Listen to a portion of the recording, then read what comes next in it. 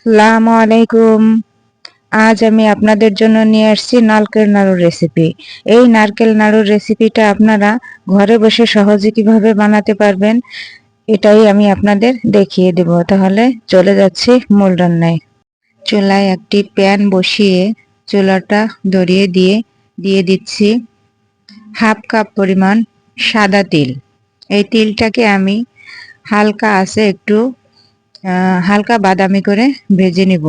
সুন্দর একটা ফ্লেভার ছড়ানো পর্যন্ত আপনারা একটু ভেজে নেবেন, তবে কালো হয়ে না যায় এবং কাঁচা না থাকে এইটা একটু লক্ষ্য রাখবেন। আমি চুলাটা বন্ধ করে তেলটাকে ঢেলে নিচ্ছি। দেখুন কত সুন্দরভাবে আমার তেলটা ভাজা হয়ে গেছে। এবার আমি দিয়ে দিচ্ছি ওই প্যানেই ঘি। এখানে আমি 1 টেবিল চামচ ঘি গরম করে দিয়ে দিচ্ছি বড় সাইজের 3টা নারকেল কোরানো। একটু নারকেলটা ছোট ছোট করে কোরানোর চেষ্টা করবেন, মিহি দানা করে। অনেক সময় বড় বড় করে কোরালে ওটা খেতে খুব একটা ভালো লাগে না।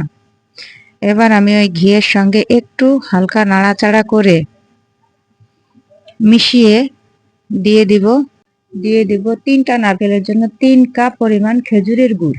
এটা আমি খেজুরের গুড় ব্যবহার করছি, আপনারা চাইলে আখের গুড়টাও দিতে পারেন, তবে খেজুরের গুড়ে টেস্টটা ভালো আসে।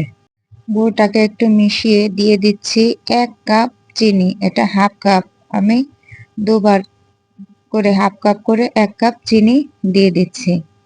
আমার নারকেলটা অনেক বড় ছিল, তাই আমি 3 কাপ গুড় ও 1 কাপ চিনি ব্যবহার করেছি। আপনারা আপনাদের স্বাদ মতো মিষ্টিটা দিয়ে নিতে পারেন।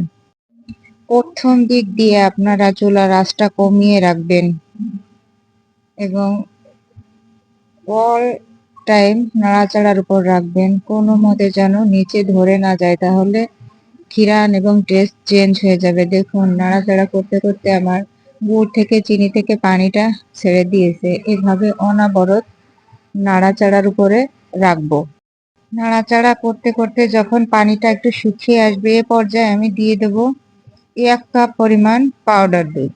এই পাউডারটা সম্পূর্ণ অপশনাল, তবে টেস্ট দ্বিগুণ বাড়িয়ে দেয় এই দুধটা দেওয়ার কারণে। আর এটার ভিতরে আমি কোনো গরম মশলা ব্যবহার করব না। খেজুরের গুড়ের কোনো খাবারে আমি খেজুরের গুড়, রস, এই আইটেমগুলোতে আমি কখনো গরম মশলা ব্যবহার করি না। আপনারা চাইলে দিয়ে নিতে পারেন। আমি শুধু একটু ঘি ব্যবহার করেছি ঘ্রাণের জন্য। অনেকক্ষণ রান্না করে নেওয়ার পরে যখন দেখবেন আপনার হাতটা আটকে আসছে এরকম একটু ওখান থেকে উঠিয়ে, তখন বুঝবে যে আপনার হয়ে গেছে। আর আপনি একটু পাক দিতে পারবেন। গোল গোল করলে ভেঙে যাচ্ছে না, হাতের সঙ্গে লেগে যাচ্ছে না, তখন বুঝবেন যে আপনার এটা। এ পর্যায়ে আমি দিয়ে দিব আমি সিদ্ধ চাউল শুকনো খোলায় ভেজে একটু আধ ভাঙ্গা করে নিয়েছি ব্লেন্ডার করে। কিছু পাউডার, কিছু দানা দানা, পুরো আধ ভাঙ্গা না, কিছু দানা দানা থাকলে ভালো লাগে মুখে পড়লে। ওটা আমি এবার চুলাটা বন্ধ করে, চুলার আঁচটা কিন্তু একেবারেই বন্ধ করে দিবেন।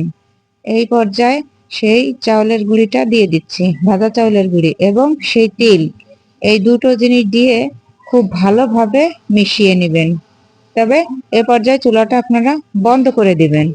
বন্ধ না করলে আপনারা কিন্তু এটা ঠিকমতো বানাতে পারবেন না, নিচ থেকে ধরে যাবে এবং চাউলটা যদি সিদ্ধ হয়ে যায় সেই ক্ষেত্রেও খেতে খুব একটা ভালো লাগে না। হাতে একটু ঘি মেখে আমি ছোট ছোট করে গোল গোল পাক দিয়ে নিচ্ছি। আপনারা আপনাদের পছন্দ মতো সাইজ করে বানিয়ে নিতে পারেন।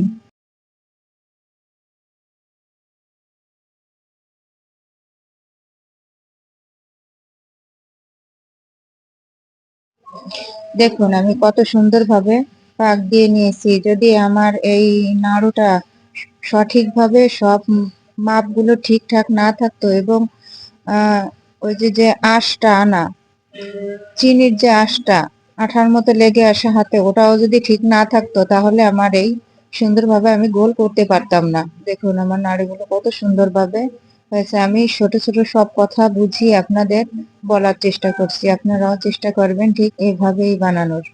দেখুন সবগুলো নাড়ু আমি বানিয়ে নিয়েছি কত সুন্দরভাবে।